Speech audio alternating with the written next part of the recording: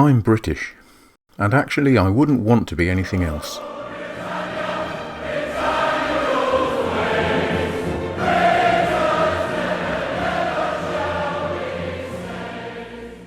We British have many foibles and eccentricities, one of which relates to our retelling of history. I read once that if you don't like history, it's probably because it was taught to you badly at school. What a tragic crime! Fortunately, by the time I reached the third year of senior school at St Crispin's Comprehensive in Wokingham, Berkshire, my history teacher was Mrs Davidson. I was 15 years old. Mrs Davidson was wonderful. She loved her subject, she seemed to love us children, and she clearly loved teaching. She was perfect. When I started O-level history the following year, I had to change teachers. But I needn't have worried. My new O-level history teacher was Mrs Philpott, and unbeknownst to me, she and Mrs Davidson were the greatest of friends. Mrs Philpott taught 20th century political history, which, I quickly realised, was just a series of fascinating wars punctuated by tedious periods of peace. Perfect for a jingoistic, idealistic and naive young teenager of the early 1980s.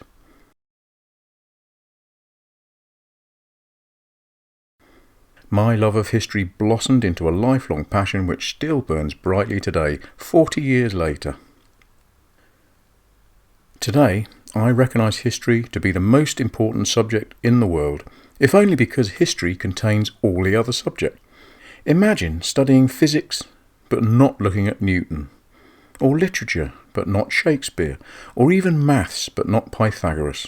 No, history must come first.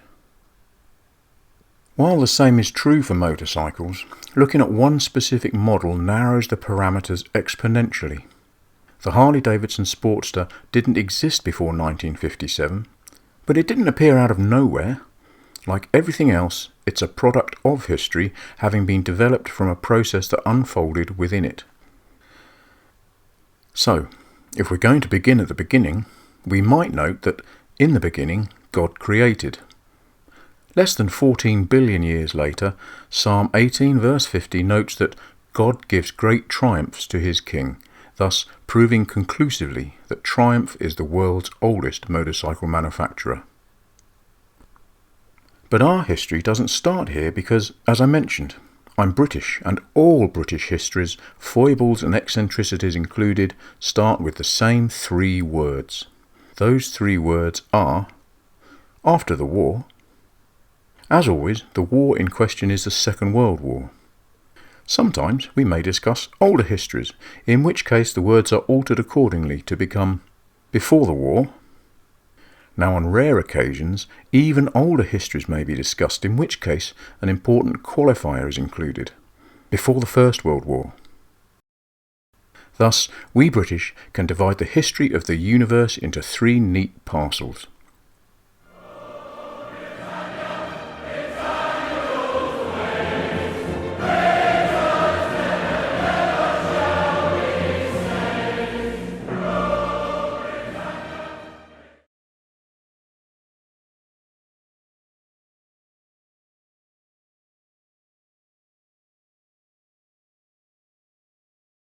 So, our history of the Harley-Davidson Sportster begins thus. After the war, Europe and the wholly separate Great Britain were in disarray. Years of destruction had been followed by years of austerity and, for many, abject, grinding poverty. Indeed, about 14% of the population, or 7 million people, a third of them children, were said to be living in poverty in Great Britain during the 1950s and well beyond. In Britain, poverty after World War II is most clearly associated with cold, filth, hunger and darkness. Living conditions were often appalling, with food, shelter, clothing, electricity supply and even basic private sanitary conditions being way beyond the financial reach of millions. If we compare the national moods of the various European nations with that of the United States at the time, we see a glaring dichotomy. After the war, North Americans just wanted to get back to normal. Europeans were just struggling to survive still. Europeans really had no thought of normal because the continent was smashed and ruined by war, and everyone knew it would take at least a generation to re-establish the European infrastructure. I was born in 1963, and when I was a young lad, I remember my dad taking me to London. We saw what to me looked like an enormous building site. There were massive piles of bricks put into this huge hole. You could have fit in dozens of houses. And I wondered, what incredible project is it that requires this big hole to be forged in the street where there was dense houses and warehouses and shops? I asked Dad. He said, "It's bomb damage from the war." This was more than a quarter of a century after World War II had finished. So a generation had passed, but the rebuilding was still not done. In fact, in many English cities, not even the clearing up was done. I don't know what the great cities of Europe were like in the 60s, but I imagine many of them would have been much the same. So, Great Britain and America were not just two countries separated by a common language, as has been attributed to George Bernard Shaw. Rather, we were two wholly separate spheres of existence, effectively two totally different planets. One was a shattered ruin, the other was just looking to return to normal as quickly as possible. In the US, there was one visionary politician and legendary soldier who recognised this gross dichotomy and sought to remedy it. His name was George C. Marshall, and after the war, President Truman called him to be his Secretary of State. Marshall recognised the need for Europe to be rebuilt and, more importantly, that Europe could not rebuild itself. He devised the European Recovery Programme, which Truman signed in 1948. The programme will forever be remembered as the Marshall Plan. Europe and Britain couldn't have been rebuilt without the US dollars from the Marshall Plan. This was what won the battle for peace, for most of Europe anyway. US dollars had also prevented wartime defeat for Great Britain, with billions in loans from President Roosevelt's Lend-Lease programme, which ended with the war in 1945. And, in fact, Britain finally repaid this great national mortgage only in 2006. Immediately after the war, as much of Britain's manufacturing as possible was needed to be exported in order to begin repaying the massive Lend-Lease debts, and motorcycles were a huge source of revenue. Triumph motorcycles, for instance, exported up to 70% of everything they produced to the USA specifically, as global trade tariffs and levies were greatly reduced. While this represented desperately needed help for European manufacturers and economies, it made life very difficult for many US manufacturers, especially the motorcycle brands of Harley-Davidson and Indian. The US motorcycle industry was struggling on many levels, not just from the more favourable international trade conditions. All the wartime nations had been supplied with as many motorcycles as could be manufactured, and each manufacturer supplied tens of thousands of machines. Cumulatively, between 500,000 and 1 million machines must have been supplied to the Allies alone.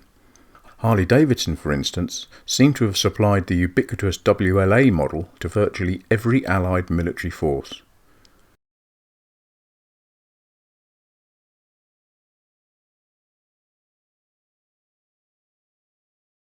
This meant that literally hundreds of thousands of motorcycles remained in service at the end of the war, nearly all of which were no longer required.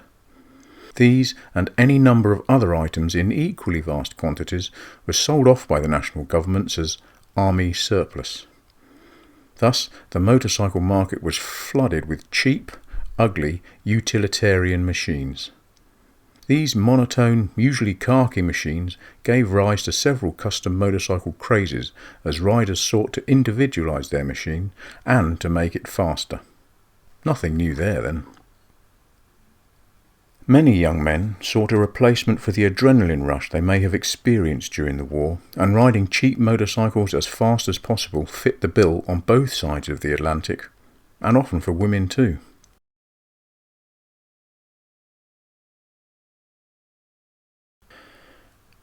In America, it had long been recognised that the British Mark's 500cc single-cylinder or parallel twins were lighter, cheaper, faster and better handling than their larger American V-twin counterparts.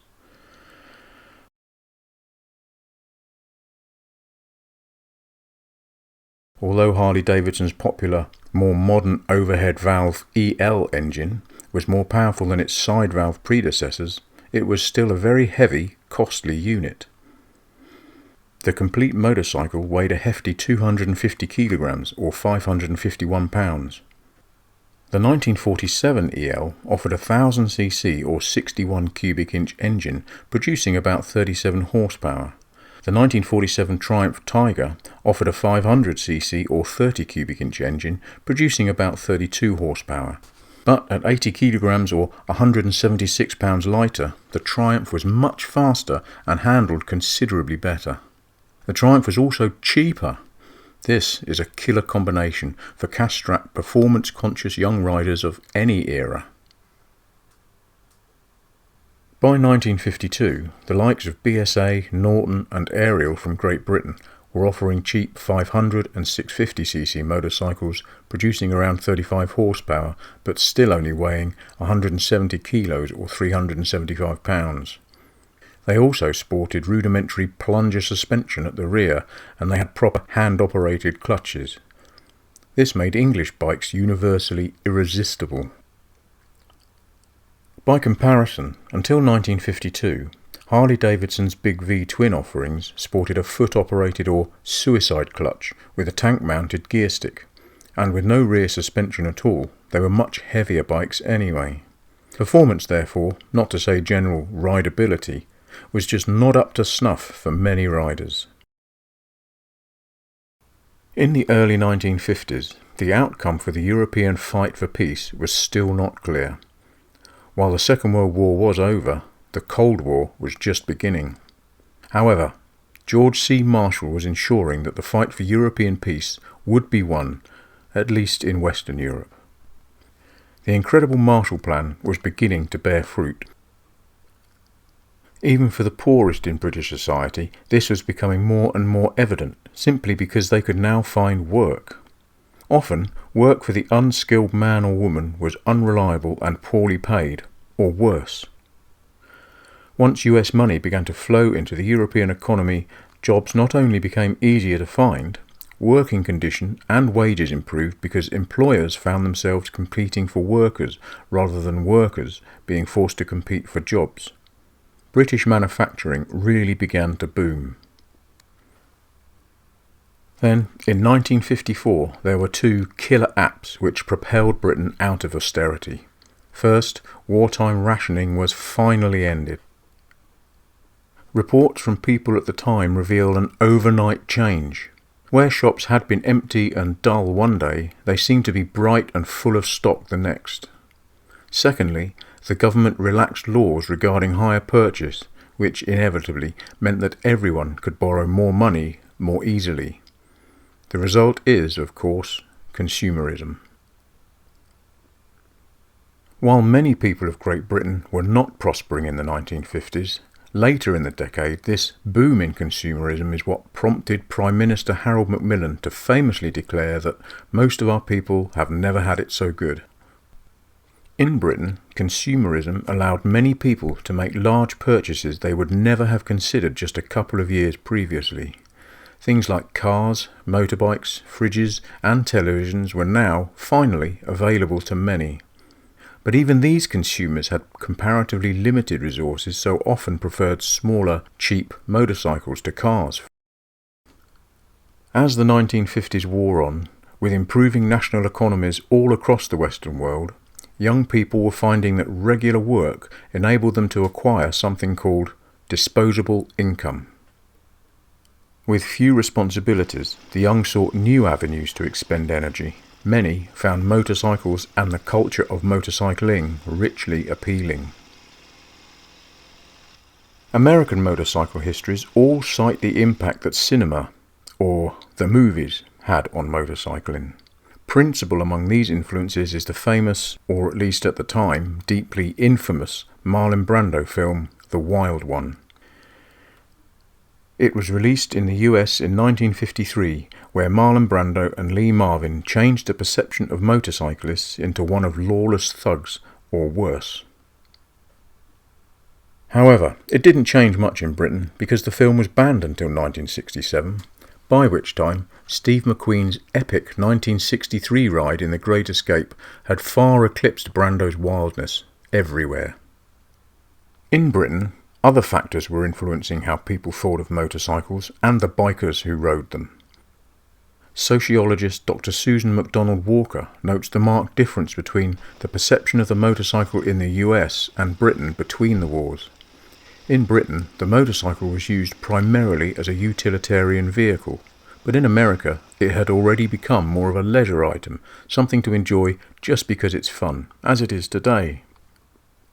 But ever since its inception, and that of the internal combustion engine generally, one key ingredient in the attraction that motorcycles had was sport. People have always loved to race them. American motorcycle histories are full of racing exploits and the successes of those who rode them and the companies which built them. US national championships were officially recognised by the forerunner of the American Motorcyclist Association just after the First World War.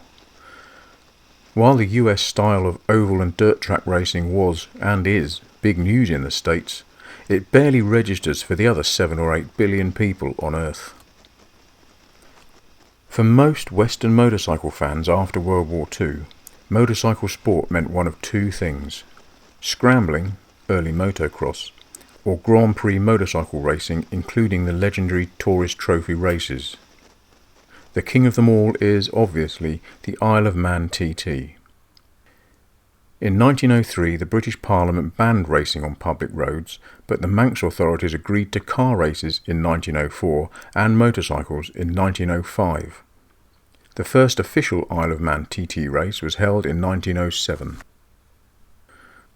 In 1949, the Fédération Internationale de Motocyclisme, or thankfully the FIM, was formed and Grand Prix motorcycle racing became an official world championship.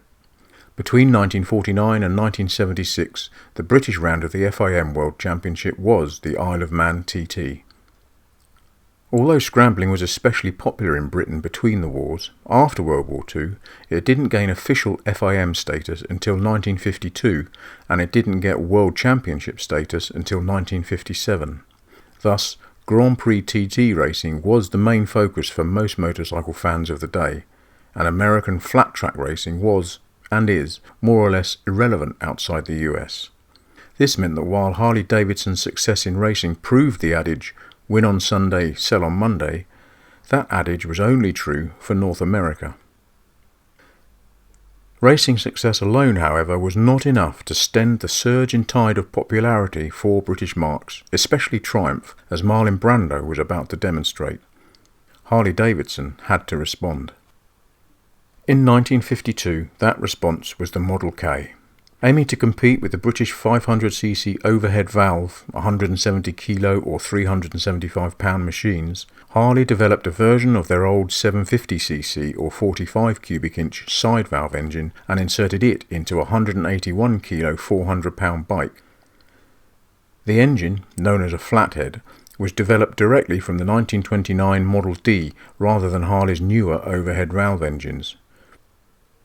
Precise power figures are hard to find, but don't seem to be even 30 horsepower. Harley attempted to alleviate this in 1954 when the Model K became the KH. The engine was enlarged to 888cc or 54 cubic inches, but it didn't help very much. The side valve engine was still very much old school technology. The Model K was therefore underpowered, overweight and a bit ham-fisted. This meant that it was never the most popular kid in school.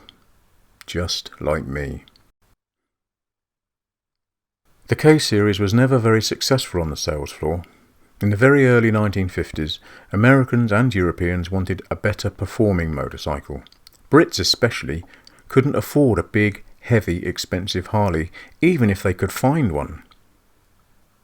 Founded in 1924, Europe's oldest Harley-Davidson dealer is Wars of London, and the Chelsea and Fulham Hog chapter, founded by John War, noted in their history, one of the big problems facing wars at the time was the protectionism of the British government. There was a complete ban on the import of US motorcycles to the UK. At the time, Wars was pretty much the only official HD dealer in Europe. Harley-Davidson were therefore mostly focused on their domestic market in the US after the war, and with the demise of Indian in 1953, their biggest threats were coming from England. If the Model K was not cutting the mustard, as we like to say in Blighty, then what would? According to Alan Girdler, step by careful step is the Harley way. This means that whatever the small engineering department came up with, it was going to be a mix of keeping up with the Joneses and evolution not revolution, as they said many decades later. And since the big twins were better sellers anyway, it might seem like a half-hearted Harley-Davidson approach was on the cards. But nothing could be further from the truth. Just wait till the next video when you'll see what was revealed in the autumn of 1956. In the meantime, please subscribe to my channel, put links to my videos, everywhere, and like them too. Thank you, and I hope to see you next time.